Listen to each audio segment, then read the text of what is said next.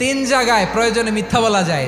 এক নাম্বার, আপনার ওয়াইফকে খুশি করার জন্য, সে একটু এরকম না বলে একটু কৌশল করে বললে খুশি হবে, ওটা বলা যায়। দুই নাম্বার, জীবন মরণের ব্যাপার, জান বাঁচানোর জন্য একটু কৌশল করে ঘুরিয়ে বললেন, এটা জায়েজ। তিন নাম্বার, দুইজন ঝগড়া লাগছে তাদেরকে মিলিয়ে দেওয়ার জন্য কৌশল করে একটু মিথ্যা বলা, ঘুরিয়ে বলা যায়। দুইজনের মধ্যে দেখলেন যে সম্পর্ক খারাপ, একজনরে বললেন, ভাই সে তো ওই দিন আপনার ব্যাপারে অনেক প্রশংসা। কি আমার ব্যাপারে প্রশংসা? কি বললো? এই বললো আপনি নাকি এই করছেন ওই করছেন, অনেক প্রশংসা। লোকটার মন খুশি হয়ে যাবে তার ব্যাপারে, ঠিক কিনা?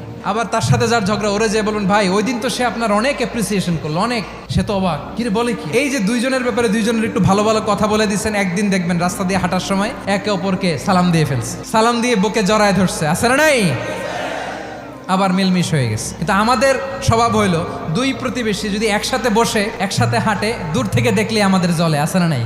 ঘটনা কি? এই দুইটার মধ্যে এত মিল কে? এই দুইটার মধ্যে গিরিঙ্গি লাগানো যায় কিভাবে?